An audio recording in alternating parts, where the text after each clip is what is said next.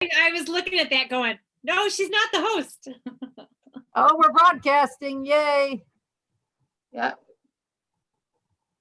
That we are. So where's everybody from? I want to hear where people are from. Welcome, everybody, to tonight's virtual vacation.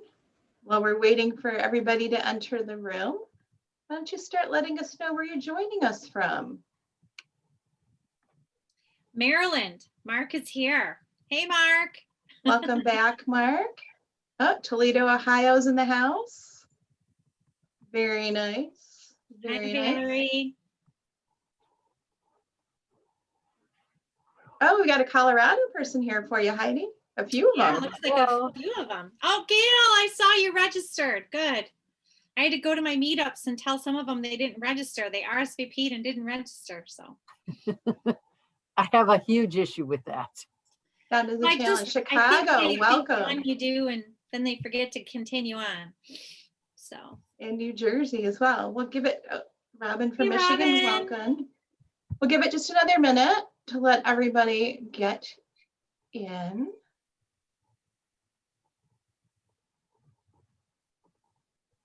Welcome. And for those of you who have already told us where you're from, thank you. For the rest of you, let us know where you're from.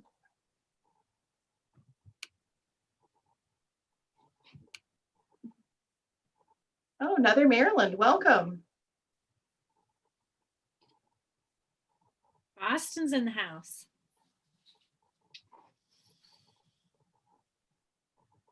Many a Christmas in Boston.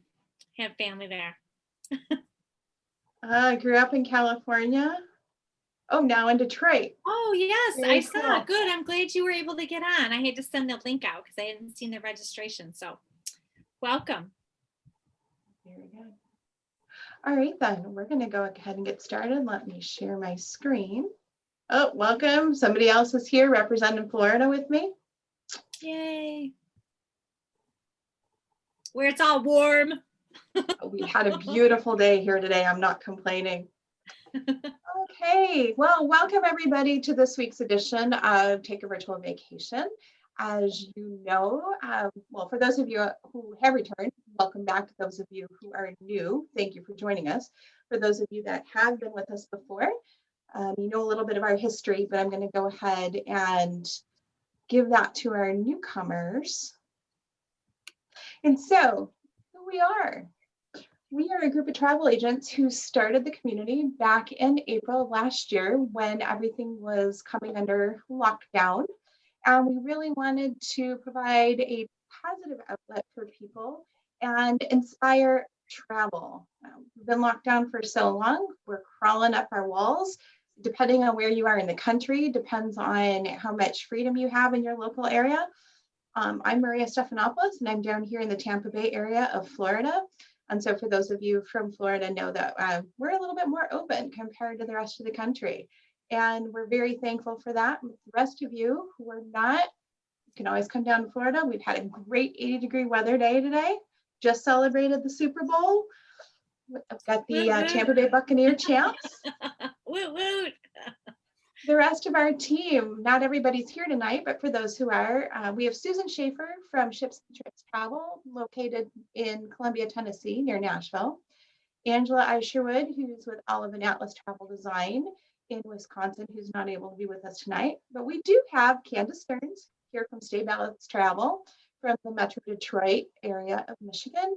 And we have Heidi Thies from Benvenuto Travel Design in Steamboat Springs, Colorado.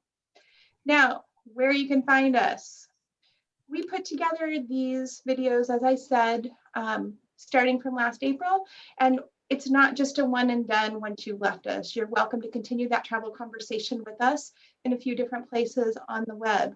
We have two different Facebook groups. We have Take a Virtual Vacation, which is more of our general vacation area where people can just talk about all things general travel related.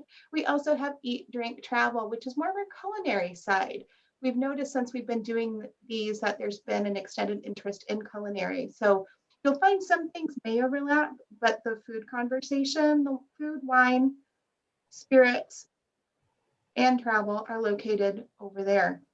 We have a YouTube channel for Take a Virtual Vacation, and we are starting one for Eat, Drink, Travel, so look for that soon. And then we also have local meetup groups for the 5 of us who are participating in this. We have Eat, Drink, Travel, Greater Tampa Bay, and we will start having some in-person meetings shortly. Eat, Drink, Travel, Middle Tennessee with Susan. Eat, Drink, Travel, Detroit with Candace. Eat, Drink, Travel, Lake Country with Angela. And Eat, Drink, Travel, chapter of the Rockies, located in Steamboat Springs, Colorado.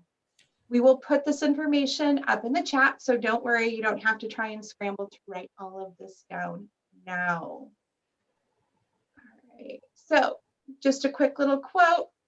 Utah is amazing. It's incredible because it's so big. There's so many places to drive. There are curves, straight bits. It's like Roadrunner Country, frankly, by Ed China. And with that little quote about Utah, I'm going to turn it over to, I'm going to stop sharing my screen first. I'm going to turn the presentation over to Joel, who's joining us tonight from Utah Luxury Tours to show us how we can take the roughing out of visiting our national parks. So welcome, Joel. Thank you so much for joining us tonight. Well, thank you, Maria, and thanks to you and Candace and Heidi and Angela and Susan for inviting us into your house and everybody else's homes to talk a little bit about Utah. When Maria and I were talking about things, she said, give us some unique information and some things that people might not know about Utah. So I'm going to touch on that. Also, certainly touch about what Utah is most famous for. I think the greatest, Heidi, no offense, the greatest snow on earth. As well as our Mighty Five, our national parks, our wonderful national parks. So what I'm going to do while I start talking about the presentation is stop my video and I will share my screen.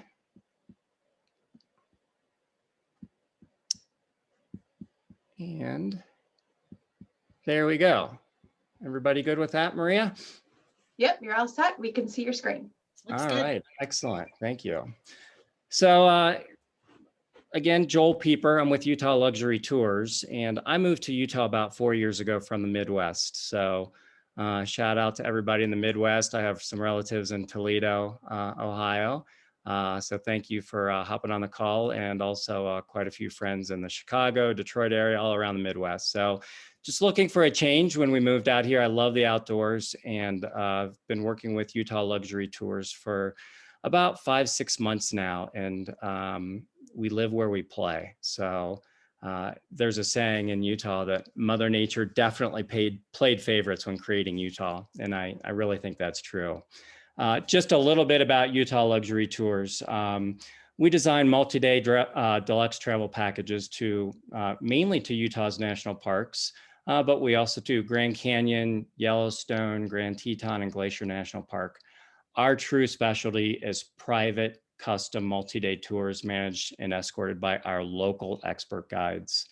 We also do, new for this year, micro groups up to 10 passengers with local guides. So very small groups, and those are on scheduled departure dates. We do experiential tours for wellness groups, photography enthusiasts, and a lot of multi-generational groups, as well as just couples. So really a little bit of everything in Utah. But tonight, I'm really here just to talk about Utah and spread the word about Utah. A lot of people don't know a whole lot about it. So really just excited to talk to you about Utah. And as you can see on this first screen, the Utah Office of Tourism came out a number of years ago with Utah Life Elevated. And this first screen really shows that. So we are not affiliated with the Utah Office of Tourism, but they were kind enough to share their logo, their tagline with us. And most of the photos you'll see in the deck here are photos that we have taken from Utah Luxury Tours, or I personally have taken. So some might be a little grainy. Credits are given where we're asked to give credits, but most of these photos are from us, either on our tours or just as we've traveled throughout Utah. So Without further ado, who visits Utah? Really anybody, families, groups, individual. There's a lot of soft adventure. So short hikes, not overnight hikes, although there are some hardcore adventure enthusiasts certainly that come to Utah. So regardless of whether you're hardcore or soft adventure, Utah definitely has something for you. We also host a lot of weddings and honeymoons, and you'll see one unique, very unique venue coming up in the slide deck. So, and certainly a lot of different cultural and religious groups. So a little bit about Utah. It was, if you're from Utah, you're a Ute. And the Ute people were called people of the mountains, the indigenous people of Utah. Developed really in the 1840s, late 1840s. It became the Deseret Territory when Brigham Young came to Utah. It's a 45th state, formed in 1896. And Utah really has a lot of different climates. For those of you not familiar with Utah, it really is a dry state. Although we have up to 500 inches of snow a year in northern Utah in the mountains, southern Utah is extremely dry. Maybe 2 inches a year in southern Utah, down in St. George, the very southernmost point of Utah. So different climates for different parts of the state. State's divided by the Wasatch Mountains on the, it's the westernmost edge of the Rocky Mountains. So, and the range is about 160 miles long, goes from the very northern tip all the way down almost to the southern border. Also unique to Utah is the Uinta Mountains, one of the few east-west mountain ranges. So, and that is where we have our highest ranges in Utah, going up to 13,500 feet. Temperatures, people ask about temperatures and when do we visit Utah? Well, the temperatures really vary. Down in Salt Lake, and we call it the Valley, temperatures can range from the mid-20s to the mid-90s. Usually in the summer, we have temperatures over 100 degrees, probably 15 to 20 days out of the year. So rarely below 10. Up where I live in the mountains, you know, it's certainly a little cooler. Definitely a little weather, more precipitation, as I mentioned, 300, 400, 500 inches of snow a year in the mountains near Park City. So highs are typically in the 80s. So rarely do we have our air conditioning on. And for our friends who are on the Zoom call from the Midwest, we don't have humidity, which I love. So and Florida, Maria, there is no humidity here or very little humidity here in Salt Lake. So really great for getting out and enjoying the weather. Now down in the South, in St. George in southern Utah, much more mild. You can golf year round in southern Utah. When I was preparing this last Joel, week, yeah. Excuse me just a second. Are you advancing your slides? Because if you are, they're not showing on our I'm end. not yet. No. Okay, not just yet. want to make sure. Yeah, thank you. I'm getting ready to. No worries. Just a little background information on Utah. Perfect. Southern Utah, when I was preparing this last week, we were getting 8 inches of snow, and a colleague of mine was golfing in southern Utah with the mid 60s. So really is a diverse climate here in Utah. Again, Maria, you asked for some unusual and interesting things. So we will start turning some slides and talking unique. Again, most people think of Utah as, you know, very outdoorsy, but certainly, let's see here, there we go. Utah has quite a bit of culture to it. Utah Museum of Fine Arts is world known for their collections. Certainly we have the Broadway shows, we have the Loveland Aquarium, the Hogle Zoo. Because the temperatures are so comfortable, low humidity, we have a handful of outdoor venues, whether it is Deer Valley Mountain Resort having concerts up in the mountains at 7,500 feet, or down in the valley. We have quite a few summer concert series in and around just the Salt Lake area. So something to keep in mind when you come visit and do your outdoor activities, plenty of indoor activities as well. One of the unusual events that occurred, and you know, I'm kind of embarrassed to say I didn't even realize it until I moved here.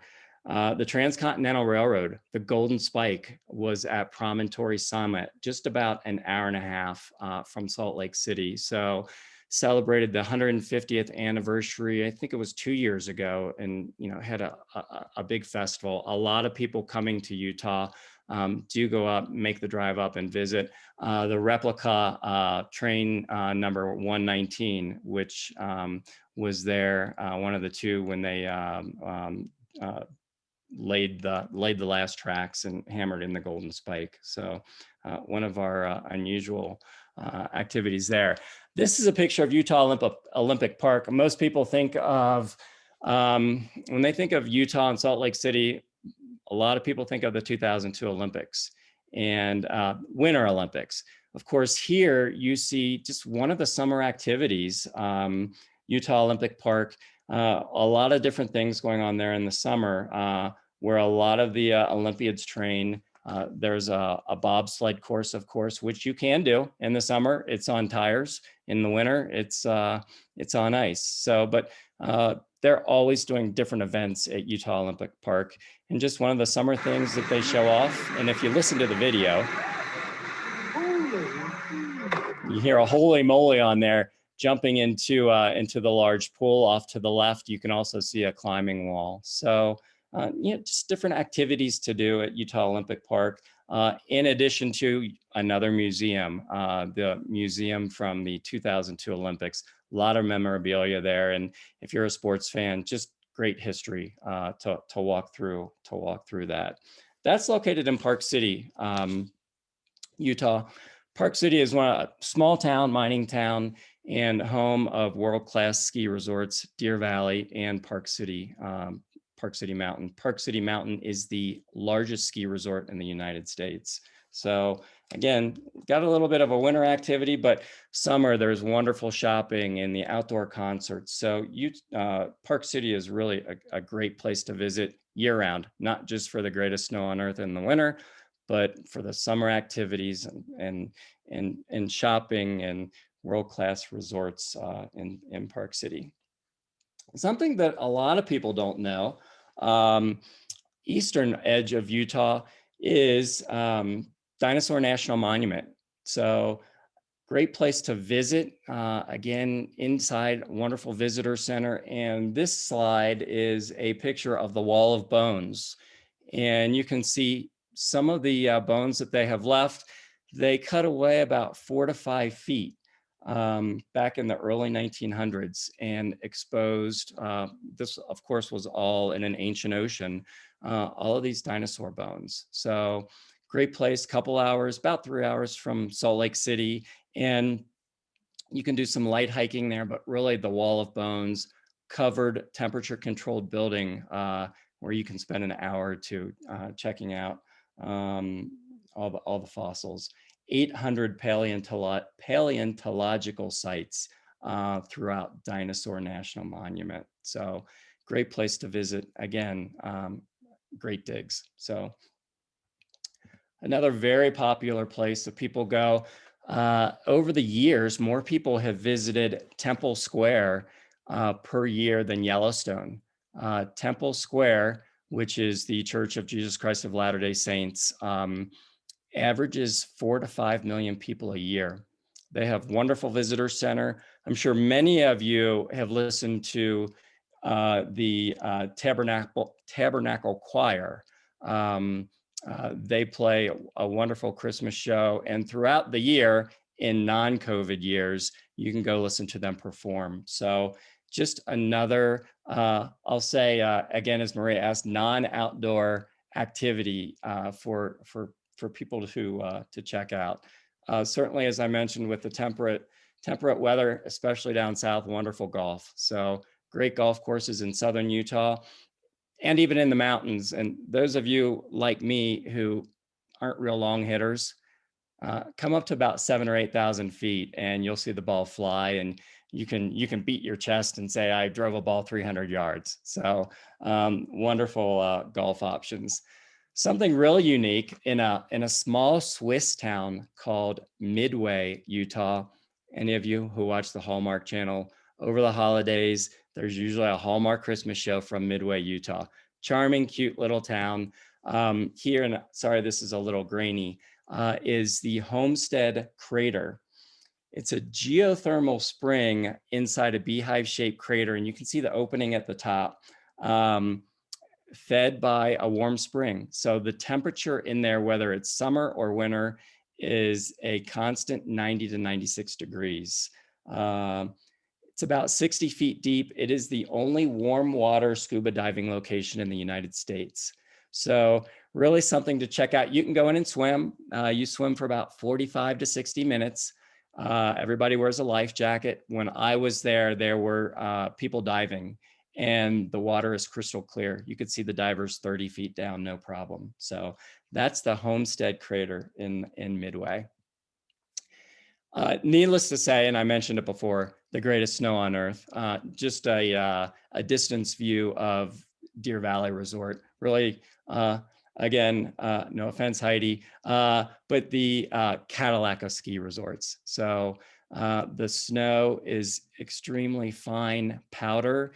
Those of you in the Midwest, heavy snow, ice, we rarely get that in Utah. It is a very fine, thick powder and great to ski in. So in addition to that, I mentioned earlier bobsledding at Utah Olympic Park. That's an activity that you can do with the family. Take the family, the kids, and do a run down Utah Olympic Park. It's an amazing rush. The speeds you go, whether it's on ice or in the summer, again, just on tires. Just a wonderful activity to do with family or friends. A really unusual activity that Utah offers, and some other states, might be in Colorado as well, is a sport called ski joring. And this is the run. It's about maybe 300 yards long, and a person on a horse with a rope pulling a skier. And this was just a mid-air shot we took from last year.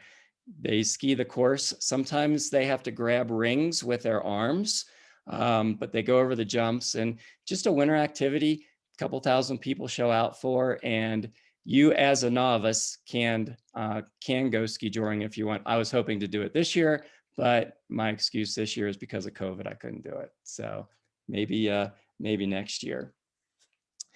So a little bit about travel, talking about, accommodations, and certainly all different types of accommodations in Utah. Marriott has a huge presence in Utah. So Marriott hotels, Hilton hotels, all of your chain hotels in Utah are around. So I was looking for something a little different, a little off the beaten path. And when Maria and I were talking about driving your car or your stagecoach, it got me thinking. And you don't need to drive your stagecoach out here, because we have accommodations that include stagecoaches. So down in southern Utah, you can bring the family and stay in a stagecoach, not quite roughing it, because you still do have private restrooms. They're not in the stagecoach, but they're just off the photo. So we talk about anything from camping, or I would say this is maybe more glamping. You can also stay in teepees. There are quite a few places resorts that will put you up in a teepee. To the ultra luxury Amangiri Resort, which again is in southern Utah.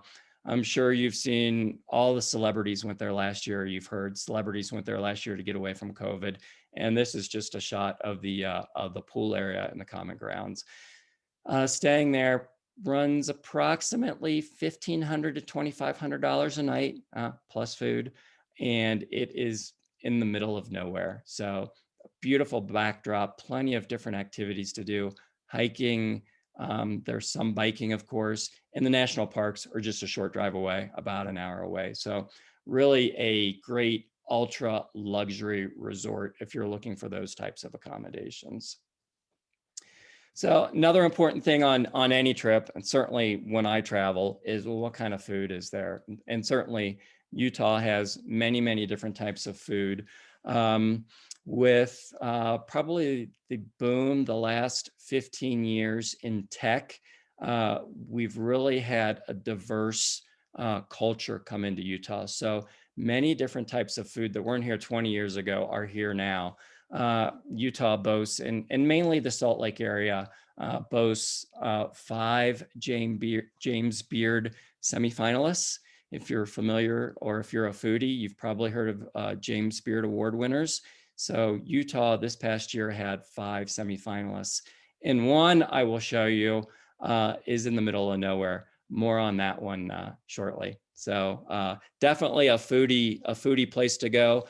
Again, more in the Salt Lake area, Park City. As you get to southern Utah, as this photo is, it's more comfort foods. So, but still excellent cuisine all over the state.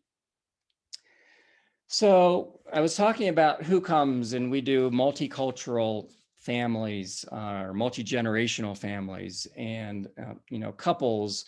A big thing that is really growing in Utah is honeymoons and weddings, destination weddings. Certainly you hear of the Caribbean and warm weather locations, beaches for destination weddings. Well, in Utah, it's really popped up. The more adventure groups like to have that destination wedding, and they bring all their friends out to, say, a nice hotel, the Hoodoo Hotel in Moab, and they get married, in amongst the rocks, outdoors. And one really unique place is just outside of Park City. And here's a picture of it. It's called the Church of Dirt. And you see the altar there. Today, I would guess the snow would probably be about 3 feet above the peak of the altar. So everything stays there. In the foreground of the picture, that is how you book your date. Very easy. You either carve it into wood or etch it into stone, and you bring it up and you put it around the pile, and that's what reserves your space at the Church of Dirt. So when you go up, you have to make sure other people don't have it reserved. Again, all of that stays there all winter. It's totally covered in snow today. My guess is there's probably 6 or 7 or 8 feet of snow covering all of that. So Church of Dirt, really a unique place. Again, you can't reserve it. You can't pay to reserve it. You just have to leave your marker for the Church of Dirt. So if you're really desperate, Joel, can you go dig in the snow and leave your marker? Well, I guess you could. It would definitely be a hike up there. In the summer, it's accessible by car. In the winter, the road is closed because one of the ski resorts takes over that road, and there is a ski run that goes right over the road. So that is completely shut off. So you could hike up if you were that desperate. I don't know how you find out if your date is available. That's your extremist couple. Exactly. That's right. That's right. So moving on a little more to the outdoors. In the Great Salt Lake is called Antelope Island. And, a lot of times people will go to Yellowstone to see the bison and all the animals. Utah has a lot of that in our own state, and people aren't aware of it. So Antelope Island is home to 500 to 700 buffalo, the 3rd largest herd in the state of Utah. So if you want to see wild animals, Utah is a great option, whether it's out in the wild or in your backyard. Here's a moose and her baby, and to the right, the fenced in area is a skateboard park. So the animals, really just come out in the open, in the public. Another one right here along a rail trail, a hiker biker trail. Moose just grazing, grabbing a bite to eat, and you see some families there on the right taking pictures of it. So animals really are all over Utah. Moose, mountain lions. We do have bear. Let's see what else. Bighorn sheep, mountain goats. I was surprised porcupines. I had no idea there were porcupines in Utah, but they're all over. You'll see them skiing, fairly often. So we have animals of the normal variety, and then we also have animal petroglyphs, which are really spread throughout Utah. These are taken from one of the national parks in southern Utah. So petroglyphs from thousands of years ago showing what looks to me like maybe bighorn sheep from years ago when they were hunted. So things to do in the outdoors, and now I'm going to get into the national park section, but really in the outdoors, we have mountaineering, we have canyoneering, we have kayaking, rafting, zip line, horseback riding, what you have in a lot of other places. But you have these amazing backdrops, which the very first state park, the Mighty Five, which again, the Utah Office of Tourism made popular probably 5 or 6 years ago, a play on the Big Five in Africa. The Mighty Five: Arches National Park, Bryce, Capitol Reef, Canyonlands, and Zion. And those are our 5 great national parks. And the first one I'm going to touch on, and I'm just going to flip through some of these pictures just to give you a little taste of what you would experience if you come to Utah and visit these national parks. Very first one, Arches National Park. This is Delicate Arch, 3-mile round trip hike to Delicate Arch. Arches National Park is, and most of the national parks are at about 4,000 to 5,000 feet above sea level. So if you are coming out with friends, or you're bringing people out, you just have to bear that in mind. We're not close to sea level, so it is a little more strenuous of hike. Definitely want people to hydrate. And in the summer months in southern Utah, it can be quite hot. So, but relatively simple hikes. Over 2,000 sandstone arches in Arches National Park. And you can do hiking trails. You can do about a 2-mile loop, and you'll see 5 to 7 arches. So really just a fabulous scenery at Arches National Park with these sandstone arches. They were covered in sand and the wind has eroded them. So they aren't created by rivers or streams or bodies of water. These are created by the wind and erosion. This is a fin in Arches National Park. So it's about a 30-foot drop on each side. And it's about as wide as a bike trail. So first time you walk it, you are extremely nervous and afraid you're going to fall off on either side. But you take this particular fin and head back to the Devil's Garden, where you can see 6 or 7 secluded arches. And I was fortunate enough to visit this summer, go early in the morning, and there are no crowds there. So really COVID free. Stay away from people. There's just nobody around. So again, just a fin in Arches National Park. And speaking of COVID, I thought I'd throw this one in. This is one of the larger arches.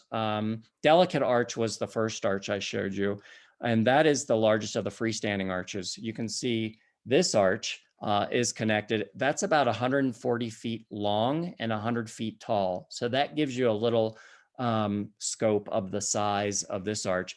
This is, I guess, appropriately named Corona Arch. So not after the virus, after what it looked like to someone, they thought it looked like a solar flare. So Corona Arch, that's just outside the park. Again, a very easy couple-mile hike for those who are able to do that. Otherwise, inside the park, plenty of paved trails to go see arches nearby, 100 yards, 200 yards. Moving on to our next national park, we have, let's see, Bryce Canyon National Park, home to hundreds and hundreds and hundreds of hoodoos. At Bryce National Park, you drive into the park on the top of the park, and then you hike down into the canyon, and you hike amongst all the hoodoos. Plenty of short trails, viewpoints to see from Bryce, and just another view of Bryce. So really great hiking. Now Bryce is a little different. It's 8,000 to 9,000 feet above sea level. So definitely in the winter, there's a little more snow. In the summer, Bryce is cooler. So it's definitely doable in the summer, easy to visit.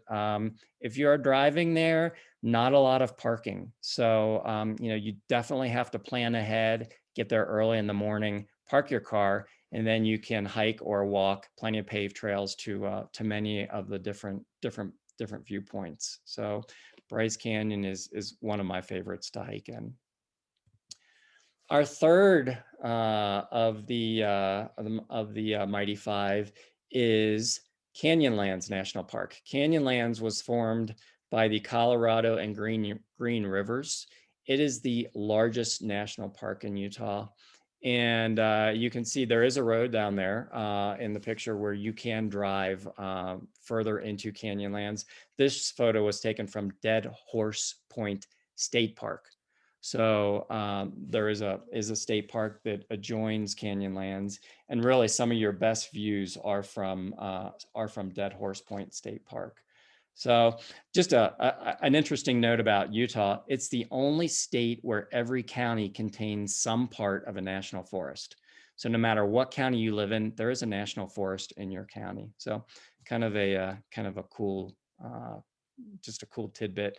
And again, just another viewpoint where you can take a very short hike up to, and we often do sunrise trips from there, as you can see in the photo. So next state park is Capitol Reef. Lots of sandstone cliffs and dome formations.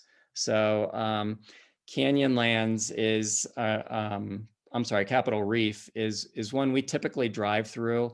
It is yet again another large national park. So typically just a drive through on our tours, but lots of great hiking, great scenery. And if you remember the photo of the food in the iron skillets, that is in a small town, and this is the road to get to it. This is called Hell's Backbone. The restaurant, Hell's Backbone Grill, farm to table food. There is absolutely nothing around it. And as I was talking about the James Beard semifinalists, perennial semifinalists, these chefs from Hell's Backbone Grill. So if you are ever in Southern Utah, definitely recommend a reservation and grabbing either lunch or dinner. The drive to the grill is simply amazing, as you can see here. Again, narrow, very narrow, and you have drop-offs on both sides of the road. But just a fabulous farm-to-table restaurant. And our last, but certainly not least, Watchman Tower at Zion National Park. So if you haven't been to Zion National Park before, there are a couple things to be aware of. Unless you're staying at the lodge at Zion, you cannot drive your vehicle in. You have to use the park's shuttle system, and that was a real challenge this year due to COVID. A lot of people were turned away because they didn't have a reservation in advance, which this was the first year that they took reservations at Zion National Park. So it's a 15-mile long canyon, over 2,600 feet deep. And the highlight of Zion Canyon, or Zion National Park, really, there are a couple hikes. One is called Angel's Landing, which again, just an overhead shot of hiking up some switchbacks. This is the paved section. To get out to the actual landing itself, you are holding on for dear life, basically a link, a chain link, and very busy and quite strenuous. And if you're afraid of heights, probably not something I would recommend. I've attempted to go out, haven't made it out. So that is one of the very popular hikes. And the other popular hike in Zion National Park is what's called the Narrows. Typically one of the top 10 hikes to do every year. You hike in on a paved trail for about a mile, paved path for about a mile, and then you get special wading boots. You carry a stick with you, and you hike through the Narrows up the Virgin River about 1.5 miles.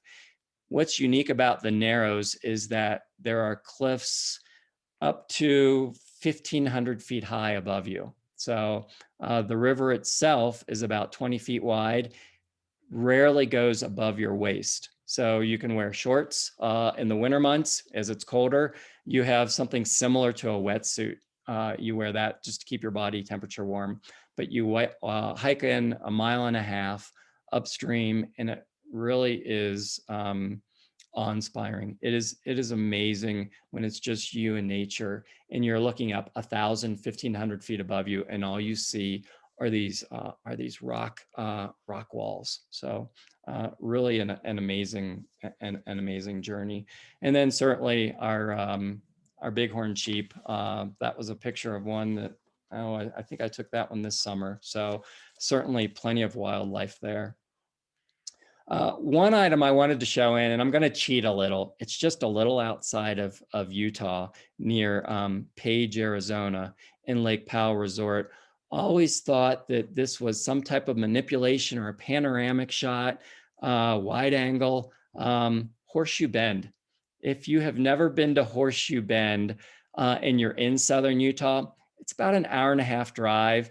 And this is just a photograph. I have done nothing special with it. You can see the powerboat down in the Colorado River. That's 1,000 feet down. Plenty of places to take amazing photos at Horseshoe Bend. So I just wanted to throw that in because I thought that was, it's a very unique stop along the way if you're doing the Mighty Five National Parks in southern Utah. Some other interesting stops: toadstools. At first glance, they look like rocks. Somebody has placed rocks on top of other rocks and has balanced them.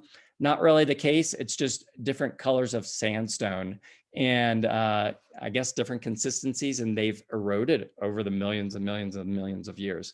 So these are called the toadstools in southern Utah. Similarly, Goblin Valley State Park got its name because what do they look like? They look like little goblins.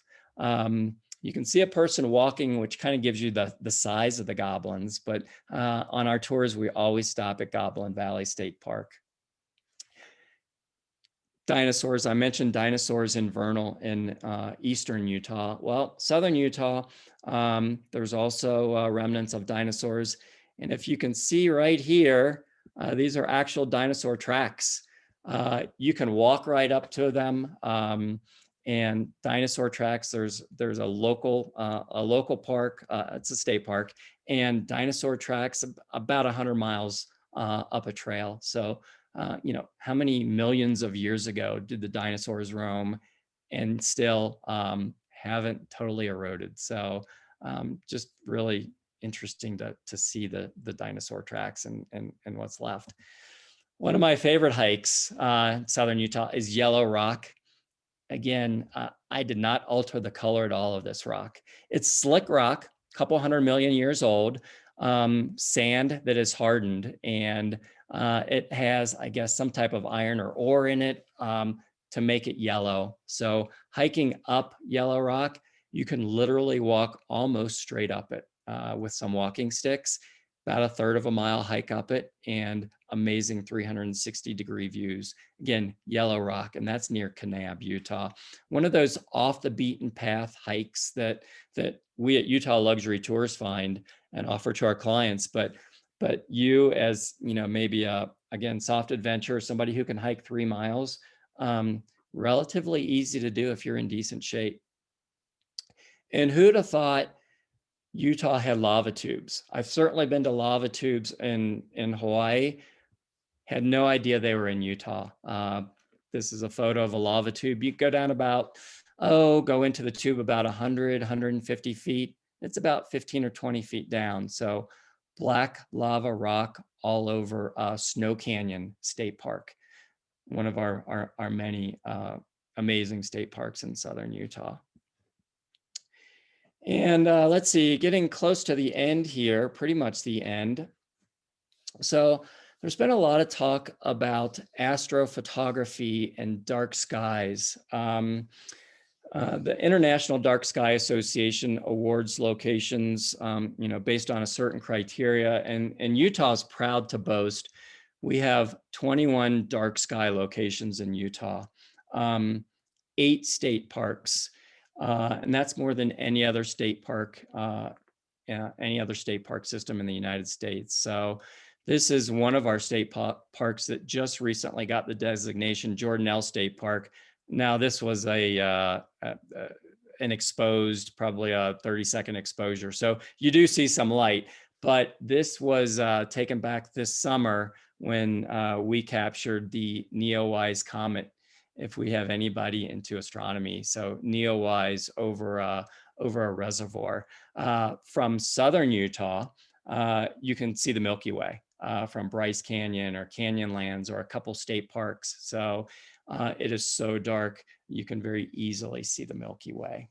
So that is pretty much all I have. The trail ends here, folks. I am certainly open to any questions.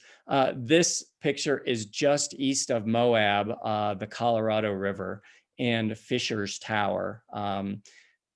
Little bit of a longer hike, but somebody took time to etch, to carve out trail ends, and just a neat picture, and usually use this at the end of our presentation. So I know it was quick. We had a minimal amount of time, but just wanted to again thank you for allowing me to share some photos, and hopefully it will pique your interest in visiting either our national parks or some of our off the beaten path destinations in Utah.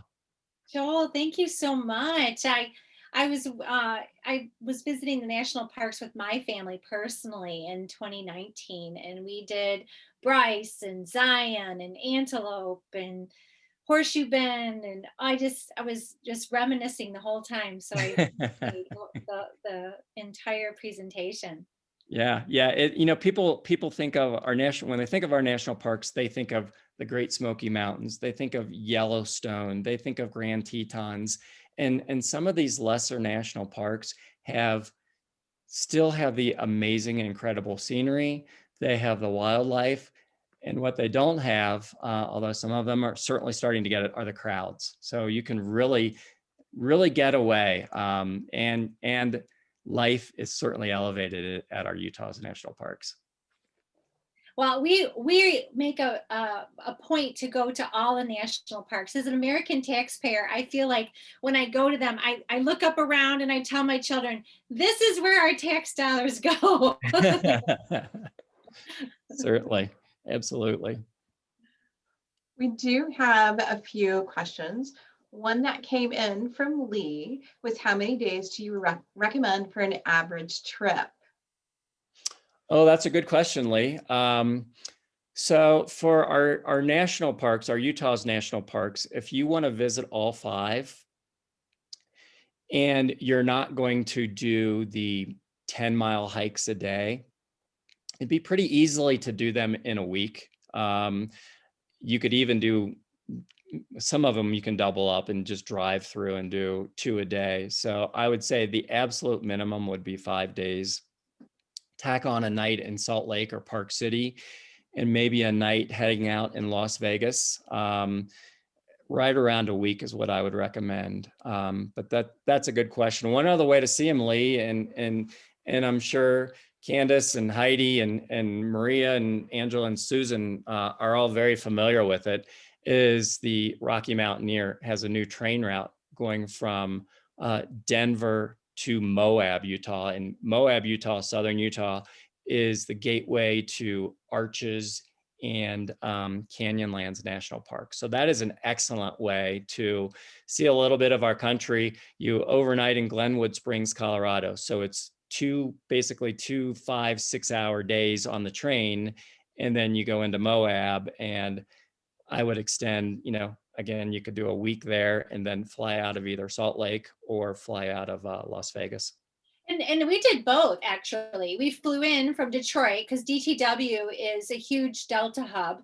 So we flew into Las Vegas, and then we actually rented a car, and we did a whole Route 66, and we took 10 days because let's face it, when you travel and you work hard, you play hard is my whole philosophy. Right.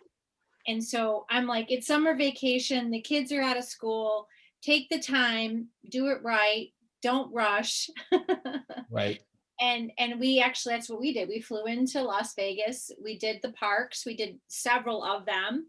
And then we ended up in Salt Lake City, and it was a great experience. We spent a couple of nights in Salt Lake City. They have some fantastic food. There was a wonderful brew house that was very moderately priced and had Mhm. James Beard award-winning food. Right. And then we just flew home from Salt Lake. So it was a great Right. experience. Another great tie-in, Candace, with that is so many people have been to the South Rim of Grand Canyon. Mhm. Well, close to these are national parks in Utah is the North Rim. It's about 1,000 feet higher than the South Rim, so it's much greener, and much fewer people go to the North Rim. So, very easily again to do from Las Vegas, flying into Las Vegas and checking out. I've been to the South Rim many times, as I'm sure you have, several of you have been to the South Rim. Totally different experience from the North Rim. So that's also something to consider. We actually did that. We did the North Rim as well. So it was, but we had more time, and we, like I said, we had it all planned out. So it was great.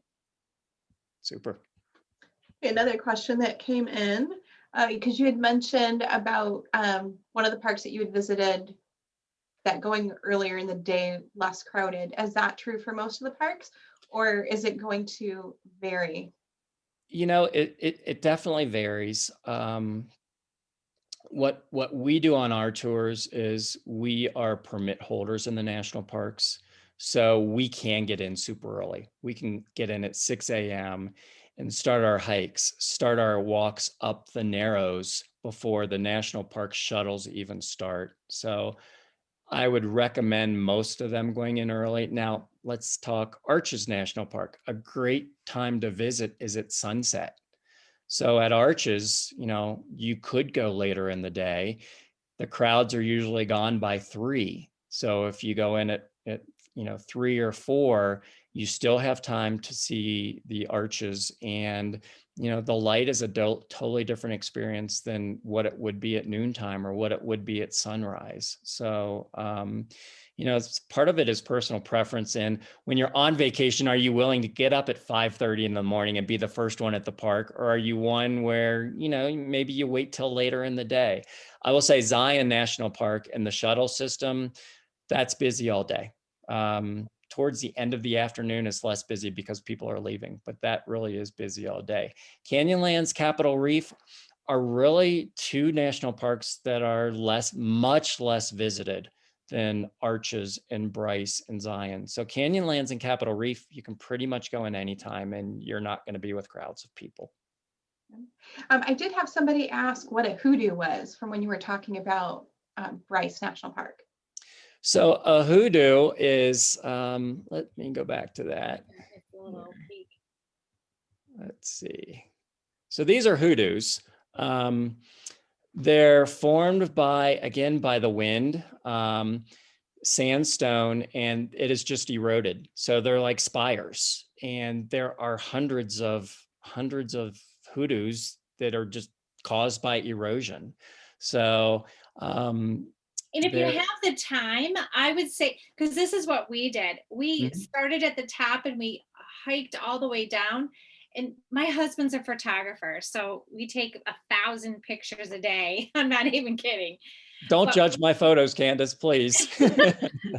but when you take pictures from the top and then you get all the way down the canyon and you take pictures from the bottom, it just gives you this breath of awe, because you're just like, oh my gosh, you have no idea how large they are until you're down there on the ground. Right. And my challenge was we did an 8-mile hike where we started at the rim and hiked down into Bryce. So 8 miles would take about 3.5 hours. Yep. And it took us about 6 hours because every turn I had to stop and take pictures, because just the scenery is like nowhere else in the world. Right. Well, that's where the wife who's not a photographer comes in. I'm like, come on, we gotta go. We're on the schedule. There was a question too that came in about the Bonneville Salt Flats. And is there kayaking nearby there? That is a good question. So the Bonneville Salt Flats are on the far west side of Utah, and it's very desolate area. I think I have read where there is some light kayaking there, but I'm not familiar with it. So Not a problem. They thought that they heard that was closed, so they would like, we're going to ask. yeah, I I'm can't almost positive there is some type of unique kayak experience there, right near the border, near Wendover, Nevada. So any gamblers, Wendover from Salt Lake City is about 90 minutes. You also, I can't speak to the kayaking, but if you are driving on 70, you can, no, I'm sorry, not 70, 80, you can get off the interstate and actually drive on the salt flats Yeah, as that's well. And it just looks like something very, very strange. And they have some, observatory platforms that you can walk up on and look out over it all, and it's a really fascinating thing. Yeah, and you know what? I think it's called the Blue Canal, which is near the Bonneville or at the Bonneville Salt Flats, where you can kayak. So, person who asked, maybe Google Blue Canal kayak. Yeah, and they also mentioned Potash. Could I be. wasn't familiar with them, so. Yeah, could be.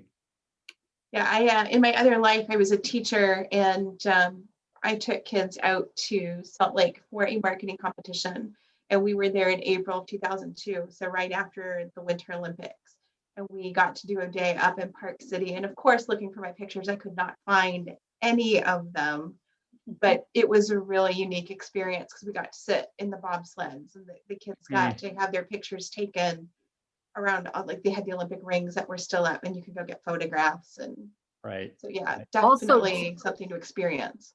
If people are into the Olympics, the Winter Olympics in particular, down in Salt Lake, you have the Olympic oval for the speed skating.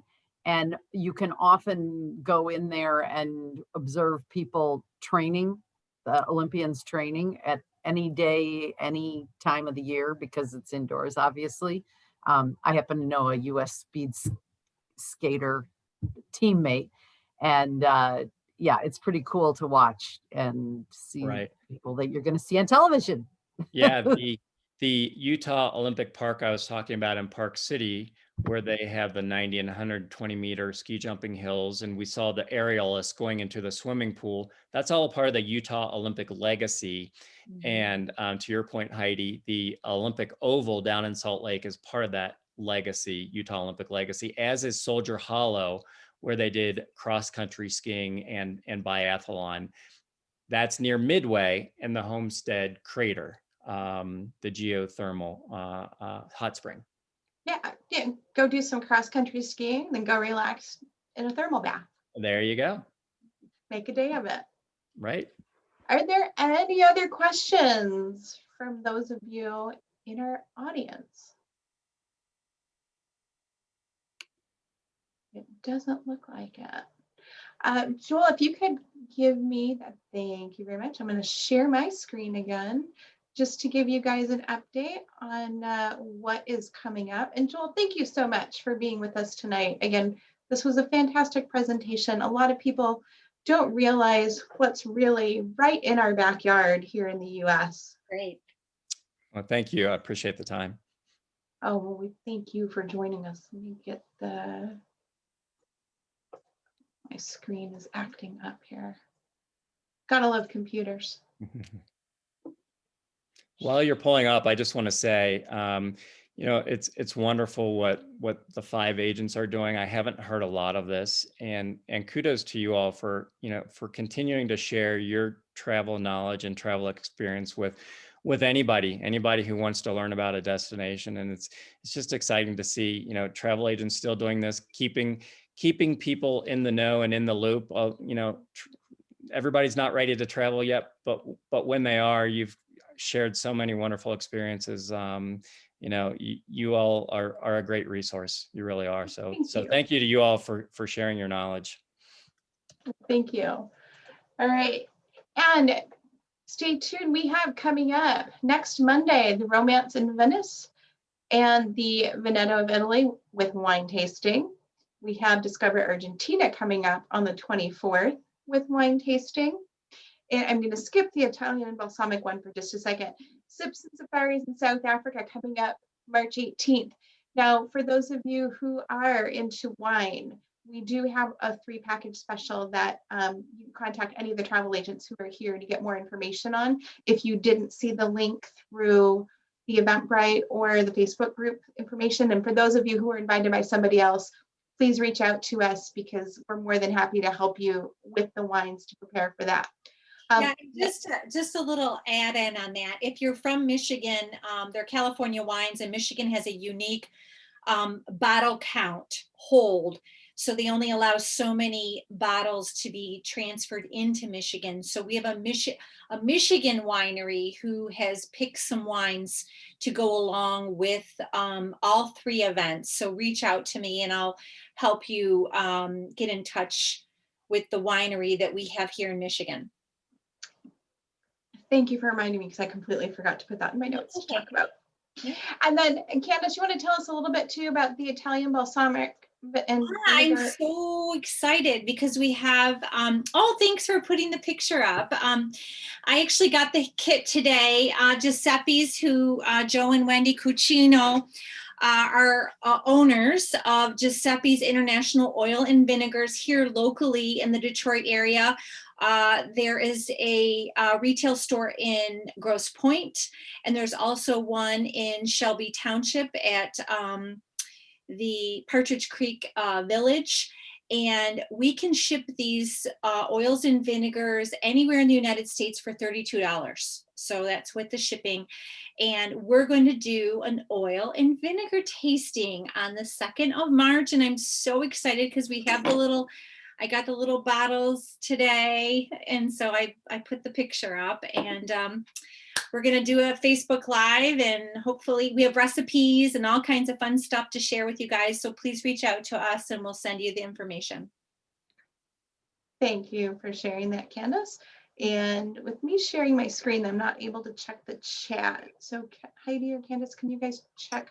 My little image thing popped up. So looks like Bernadette said she registered for the 3 events and wonderful.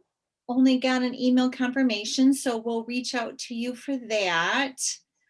What else? I think that's it. So okay, reach out to Bernadette. We'll get you the information.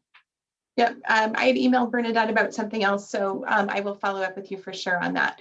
And really then, just a quick quote from Jason Momoa: anyone who spends time on the road knows there's something special about being in the middle of Utah and Nebraska. You sit with it and there's a piece about it. You can go left or right, and it opens up all kinds of doors to take your own path.